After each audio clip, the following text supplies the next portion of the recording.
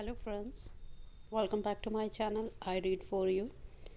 तो हमने जो एक सीरीज़ स्टार्ट की हुई थी एडियम और फ्रेजेस की, एसपी बख्शी की बुक जो है उससे, उसी सीरीज़ को आगे बढ़ाते हुए आज हम स्टार्ट करेंगे अल्फ़ाबेट ए से। हमने रेंडमली स्टार्ट की थी बट अब हम जो है अल्फ़ाबेटिकली स्टार्ट करेंगे। तो let's start a video. Number first पर है हमारे पास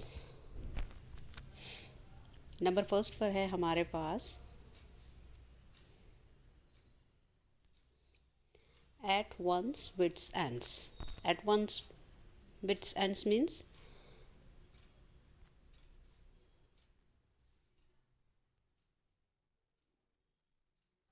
perplexed. Perplexed means जब कोई इंसान बहुत कंफ्यूज होता है, गॉब्समैक्ड होता है, सरप्राइज्ड विद कंफ्यूजन होता है, तो उसके लिए हम फ्रेज यूज़ करते हैं at one's wits ends. Sohan was at his wits ends to find that his younger brother has taken poison. Sohan जो था वो बहुत ज़्यादा परप्लेक्स्ड हो गया at his wits ends because उसके भाई ने जो है पॉइजन खा लिया था, ले लिया था, तो वो बहुत ज़्यादा परेशान था। Move to the next one, at one's fingertips. At one fingertips complete knowledge. जब किसी की उंगलियों पर कहते हैं ना नॉलेज होती है, कोई भी इंफॉर्मेशन होती है, तो उसके लिए हम ये फ्रेज़ यूज़ करते हैं at one's fingertips. All the rules of synthesis are at his fingertips. Synthesis के जो सभी रूल्स हैं वो उसके फिंगर टिप्स पर मौजूद है, उसे याद है, यानी उस चीज़ की उसे पूरी कंप्लीट नॉलेज है।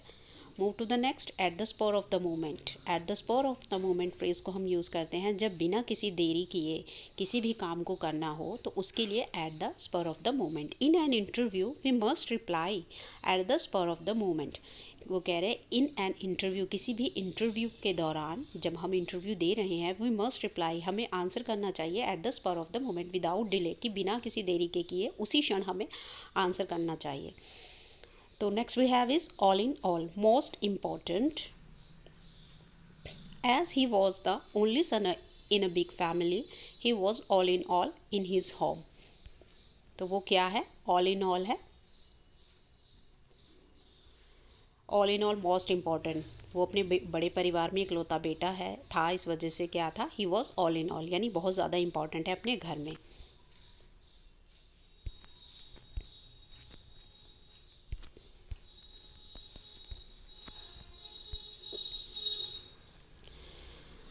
Eight close quarters. Eight close quarter means close examinations. जब किसी की कठिन परीक्षा होती है, क्लोज एग्जामिनेशन यानी बुरे क्षणों में, बुरे पलों में, जब किसी के ऊपर कोई मुसीबत होती है उस वक्त एट क्लोज क्वार्टर्स। तो ये फ्रेज़ कब यूज़ करते हैं? क्लोज एग्जामिनेशंस में, जब किसी की बुरी परिस्थिति होती है तो एट क्लोज क्वार्टर्स फ्रेज़ का यूज़ किया जाता है। Many of my friends proved selfish eight close quarters. कितने ही मेरे दोस्त हैं जब बुरी परिस्थिति आई मेरी, तो वो क्या साबित हो गए? सेल्फिश, यानी कि वो अच्छे दोस्त नहीं साबित हुए क्योंकि वो पीछे हट गए। प्रूव्ड सेल्फिश, सेल्फिश साबित हो गए कब? एट क्लोज क्वार्टर, जब क्लोज एग्जाम यानी उनको परखने का टाइम आया तो क्या हो गया? वो बेकार साबित हो गए।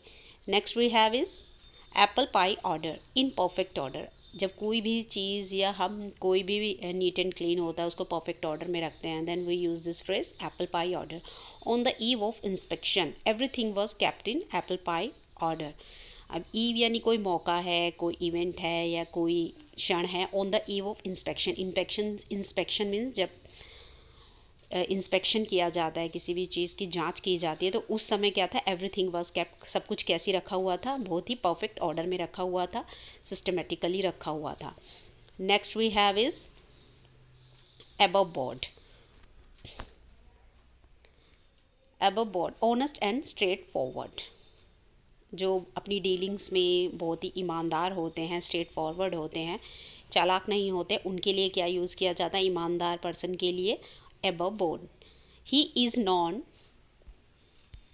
He is non for his above board conduct. Conduct यानी बिहेवियर। वो किस लिए जाना जाता है बहुत अच्छे तरीके से? For his honest and straight forward यानी अबव बोर्ड, अपनी ईमानदारी के लिए बहुत अच्छे से जाना जाता है। बिहेवियर उसका क्या है, बहुत ईमानदार है।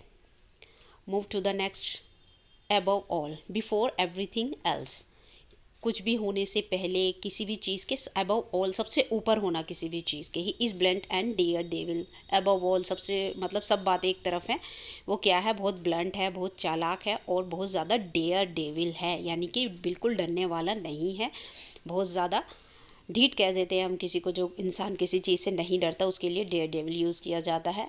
Move to the next, as fit as a fiddle, strong and healthy, strong and healthy. He has recovered from illness, वो बीमारी से रिकवर हो चुका है, उभर गया है। And now he is at as fit as a fiddle, अब क्या है, वो बिल्कुल स्ट्रॉन्ग है, हेल्दी है, बिल्कुल पूरी तरह ठीक हो गया है। As fit as a fiddle यानी वो पूर्ण तरह से स्वस्थ हो गया है। एट रैंडम, एट रैंडम यानी एमलेसली, कोई एम नहीं है, यूं ही चल रहा है कुछ भी कार्य, at random. The militants fired at random killing a lot of innocent person, अब मिलिटेंट्स जो है टेररिस्ट के लिए भी यूज़ किया जाता है, तो ये दोनों सिमिलर वर्ड्स हैं। फायर्ड यानी गोलियां चलाई, at random killing, eight random यानी एमलेसली, बिना ये नहीं कि किसको मारना किसको नहीं, बस उन्होंने रैंडमली आकर लोगों को, बहुत सारे मासूम लोगों को, जैसे कि अभी हमारे टारगेट किया गया था पहलगाम अटैक में, तो टारगेट किया गया था। तो यहाँ पे देखिए टारगेट बेस नहीं है, एट रैंडम है, यानी कि एमलेसली, बस बिना सोचे समझे ऐसे ही उन्होंने लोगों को मारना था, इनोसेंट पीपल को। तो the militant fired at random killing a lot of innocent person, तो जो मिलिटेंट्स थे, टेररिस्ट थे, उन्होंने बहुत सारे मासूम लोगों को मार दिया एमलेसली, बिना किसी टारगेट को बनाए। तो आई होप आपको हमारी ये वीडियो बहुत अच्छी लगेगी, इसी तरह हम अपनी इसी सीरीज़ को आगे बढ़ाएंगे। आज के लिए सिर्फ इतना ही, तब तक के लिए नेक्स्ट वीडियो में हम हाजिर होंगे, तब तक के लिए थैंक यू, बाय बाय। हमारे इस कोशिश में हमारा साथ दीजिए और हमारे वीडियो को लाइक कीजिए, शेयर कीजिए, बेल आइकन को दबाइए।